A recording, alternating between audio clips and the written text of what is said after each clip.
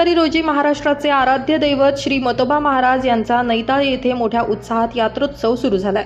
पहिल्या 2 दिवसात शनिवार आणि रविवार सुट्टी असल्याने गर्दीचा फायदा घेत चोरट्यांनी महिलांच्या दागिन्यांवर डल्ला मारला। मात्र गर्दीचा गैरफायदा घेत चोरी करणाऱ्या आरोपींना निफाड पोलिसांनी अवघ्या 2 तासात जेरबंद करून प्रभावीपणे कारवाई केली आहे। या वेगवान कामगिरीमुळे यात्रोत्सवात चोरी करणाऱ्या चोरट्यांना चांगलाच पायाबंद बसला असून भाविकांमध्ये समाधान व्यक्त केलं जात आहे। फिर्यादी पूजा सचिन आहिरे वय 28 या आपली मुलगी धन्वीसह 4 जानेवारी रोजी नैताळ यात्रेसाठी आल्या होत्या।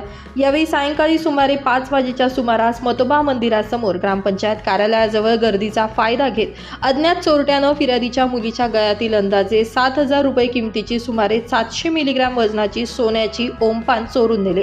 या प्रकरणी निफाड पोलीस ठाण्यात गुन्हा रजिस्टर नंबर 5/2026 भारतीय न्याय संहिता कलम 303/2/1 अन्वये गुन्हा दाखल करण्यात आला होता। यात्रेच्या दुसऱ्याच दिवशी रविवार असल्याने मोठ्या प्रमाणावर भाविकांची गर्दी होती। यामुळे आरोपी पकडणं हे पोलिसांसमोर मोठं आव्हान होतं। मात्र निफाड पोलीस निरीक्षक गणेश गुरव यांनी प्रकरणाचं गांभीर्य ओळखत तात्काळ तपासाची सूत्र हाती घेतली। स्थानिक गुन्हे शाखेच्या मदतीनं सीसीटीव्ही फुटेज, गुप्त माहिती आणि तांत्रिक तपासाच्या आधारे अवघ्या 2 तासात आरोपी रवी पिराजी मांजरे वय 37 राहणार गणेशवाडी भाजी मार्केट परिसर पंचवटी नाशिक याला ताब्यात घेतले। सध्या आरोपी निफाड पोलिसांच्या ताब्यात असून पुढील तपास पोलीस हवालदार शिंदे करत आहेत।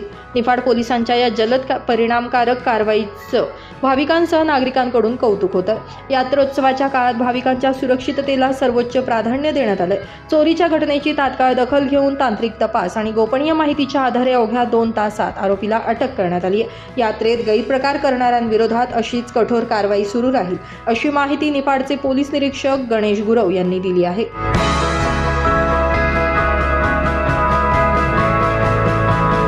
नाशिक माझा न्यूजसाठी प्रतिनिधी किरण कुमार आवारे, नाशिक।